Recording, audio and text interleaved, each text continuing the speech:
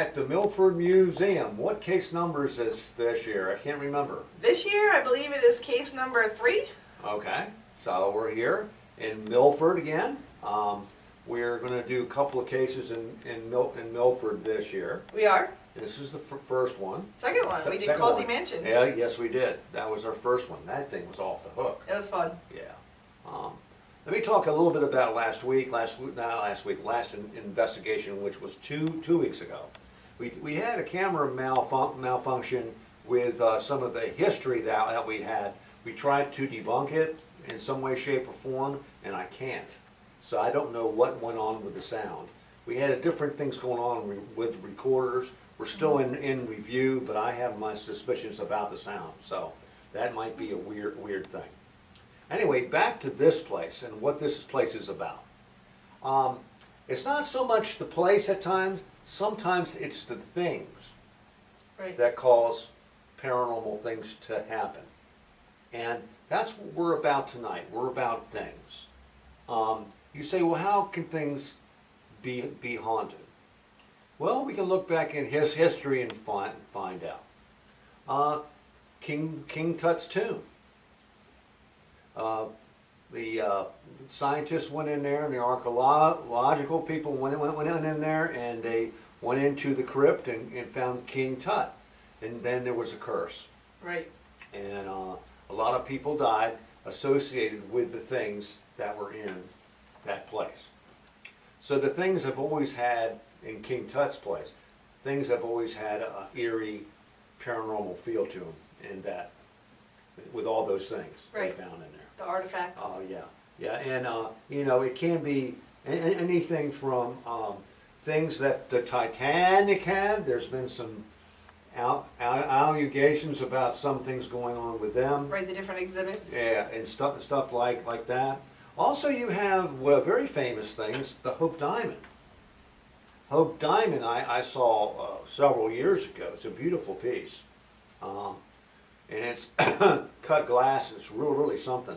It's cut like glass, but you can really see through it and all. Right. And it's deep blue, I believe. But it's really something.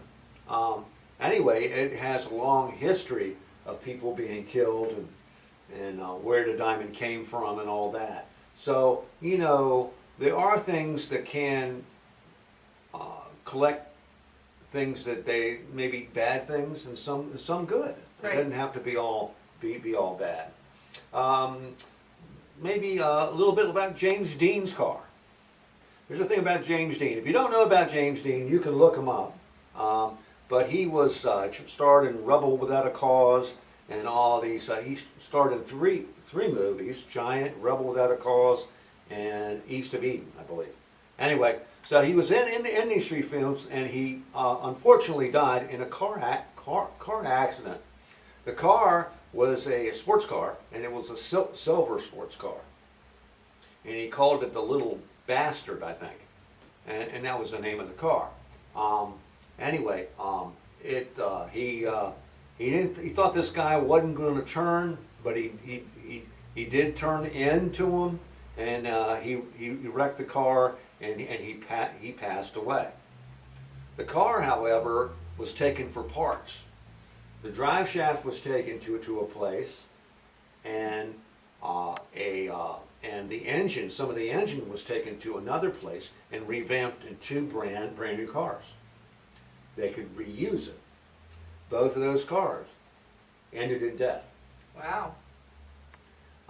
Then, after that happened, they had a guy that had an exhibit, and he would take the car around to places in the county fairs or whatever, and he would show it for an amount of money, and they could see James Dean's car. What happened with that was they had it on a tractor trailer going down the road. Tractor trailer swerved and went off and rolled over a couple of times. The guy got out of the truck and got hit by that car when it came off the trailer itself. Wow. So now they have a little piece of it in some museum, and everybody stays away from it. I bet. But what happened with that was that Alec Guinness saw this thing when it was brand new, and he wanted to show them. Alec Guinness is an actor too. Anyway, he showed him the car and he says, do not drive that car. If you buy that car and drive that car, you're gonna die. Because I have a bad feeling about this car.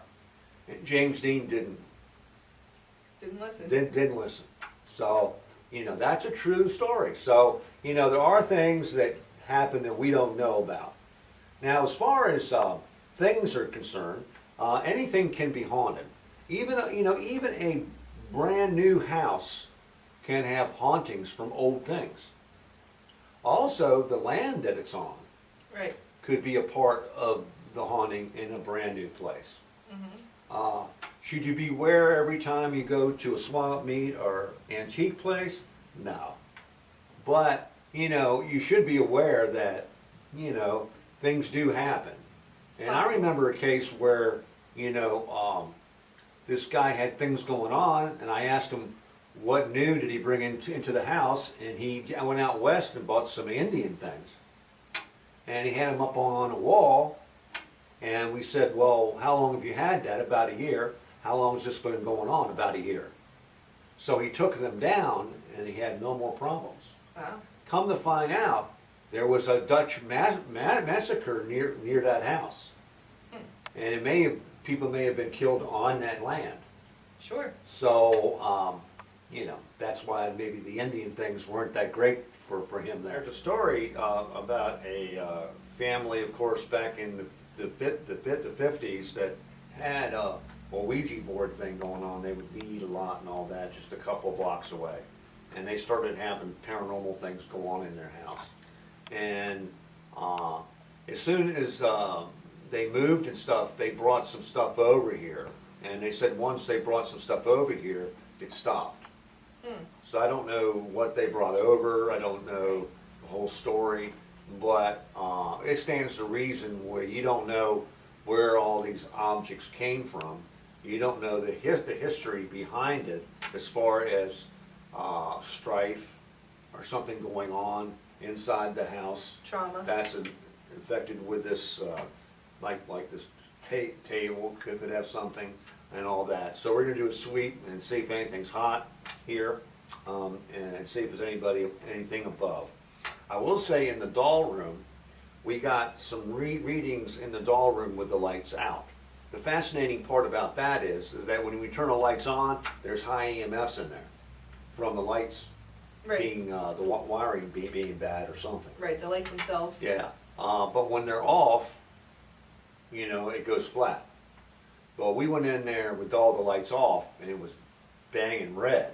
Wow. So what they could be doing is feeding off that all day, and then at nighttime, They have more energy. yeah, exactly.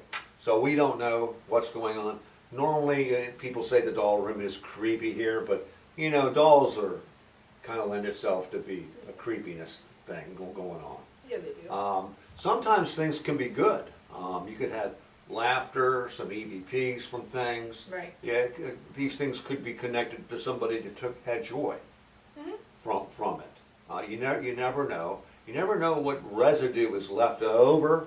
Who are we to say? I mean, all I know is that, you know, some people think that things really can have paranormal things going on inside them, and they disperse them at times. Whether that's true or not, I don't know. I mean, I've had experienced some things that were very hot, and I didn't know why. And then there's something they weren't hot. Well, Right. what's that about? You wonder Right. what these things are. We were in one museum where we cranked up the record player, and then EMFs went off the hook when playing the song. So you never know. We did have some public things go through here, a couple of events last fall. We did. We did get a couple of things, but not that much. We had a little bit in, like you said, the doll room, also the Civil War room. We had a little bit of activity. Downstairs in the basement, there are some exhibits, baseball things and some doctor's office things, where we had a little bit of activity as well. So hopefully tonight, you know, with a smaller group, we'll be able to get more activity. Oh, speaking about smaller groups, we're always looking for some brand new investigators for Delmarva Historic Haunts. The only thing you gotta do is get a hold of us, is dial 302-424-1339 or Facebook us. And let us know your information. We'd like you to live in Delaware or around it. Close by, and see if you want to go on this ride with us. I would have to say that we go to many places that other groups can't get in. We also go into places that no one has ever been in before. So that's our claim to fame, and we're going to keep it. So we've already set up, so we're going to go lights out soon. So we'll see you in a little bit. Bye. Gene, give me the camera angles tonight here at the Milford Museum. Okay, we have 6 cameras set up, and these 2 are down in the basement. This is a dental chair, and this is the other part of the basement where there's various pieces of furniture and a mannequin's hand here. Right.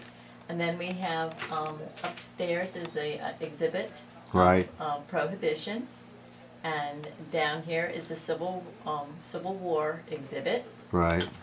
And then we have a Victorian Christmas exhibit that's still up from Christmas. And then we have the waiting room here where the rest of our team is right now. Yes. They're taking a break before the investigation there. All right. We won't show much of that because you don't know what they're saying.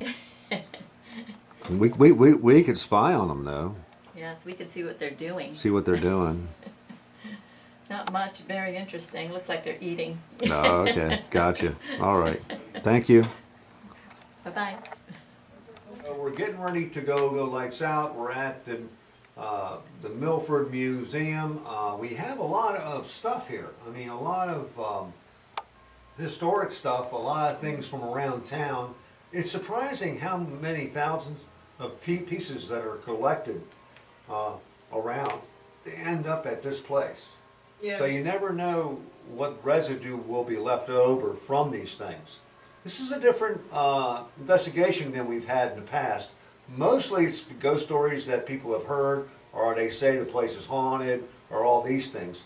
What was said about this place was that the things in here maybe have something going on, which is a different kind of thing for us, because we've never done a thing Right. in that investigation. So we're looking forward to this one. You never know. This could be fun. We're going to do a sweep and see if we got hot things in here, and then we're going to go lights out. So when we go lights out, we say one thing, and here we go again. Ready? 1, 2, 3. See you in the green.